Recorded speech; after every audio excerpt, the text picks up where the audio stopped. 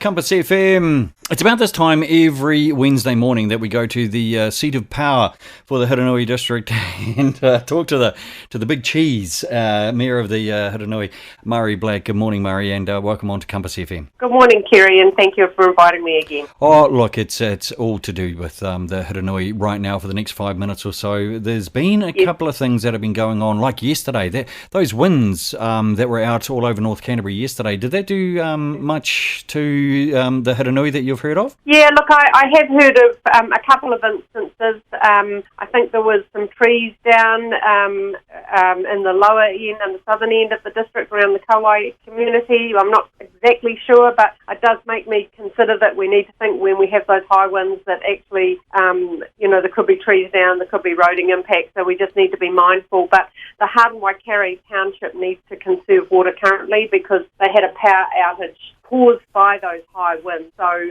my advice to members of our community that live in the Hawaii town and they receive their water through the township resource that they just need to be mindful and conserve water for the next wee while until things come back on stream again. But I would be picking that the staff will be out there doing their very best to actually, get that function back up and running again for us all. So, it is time to win these volatile blimmin' weather conditions that anything can happen, can't it? Absolutely. There is a weather warning for the Canterbury High Country. I understand that Frog Rock's not too high up there, but gee whiz, the wind does barrel through that particular part of North Canterbury, doesn't it? Yeah, that's right. And, I actually heard you talking about our volunteers on my way down to Amberley, Kerry, and, there was two fires around Frog Rock just last week, dry scrub grassland area, in a really tricky site. So I can't help but admire our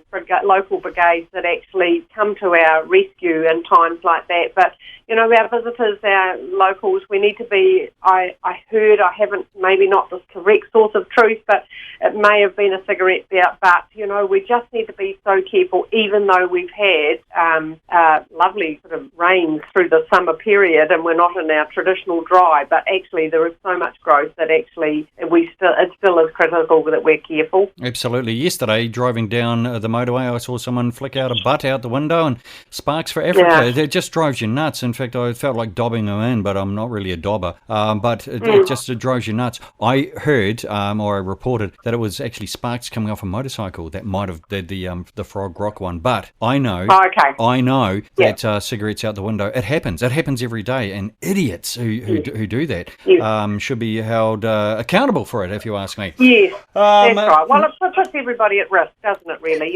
Yeah, absolutely. Now, talking about travelling and we're not throwing butts out the window, but we are having a look at one or two of the speed limits. You had a bit of a consultation last year. Is there new speed limits coming into the Hiranui? Well, there are across some of our local road network. So, and the new bylaw, so the old 2011 bylaw was revoked and the new speed limit bylaw register will be enacted as of the 2nd of February 2021. So that's only just around the corner. So not across all of our roads, but there are some portions of some of our roads that will be affected, and you may find new signage for reduced speed limits on parts of those roads. So those new speed limits were set after quite an extensive consultation with our community. So our community voices have been heard through that process. Of course, Waka Kotahi have to be involved with that as well, like that's NZTA, and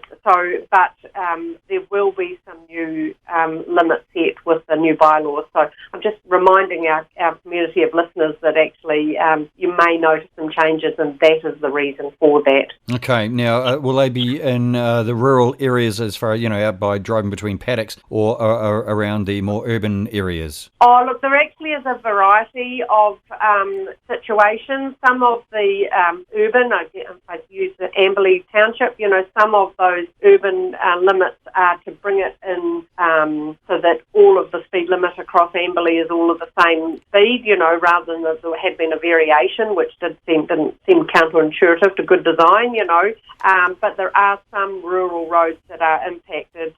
Thinking about the Gorbay Cathedral Road in Cheviot, so there are some more rural roads that are impacted as well. So just to keep your eyes around that, because those speed limits will come into force on the 2nd of February. Okay, will they be sort of done by NZTA putting up new signs and that sort of thing? If I can make a suggestion, and that would be put up heaps of signs, because you have one sign and then 5Ks later another one shows up. It doesn't work. Yeah, no, it'll all be signed as appropriate.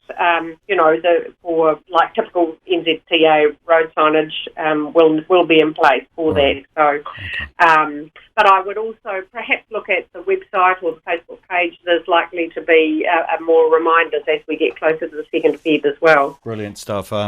Just get Bells to fire through a press release, and we'll start pushing it as well. Mari Black, Mayor of the Hiranui District, appreciate you coming on to Compass FM. We'll do it again next Wednesday. What do you reckon? My pleasure. Thank you. Wonderful. Thanks, Marty. It is Compass FM.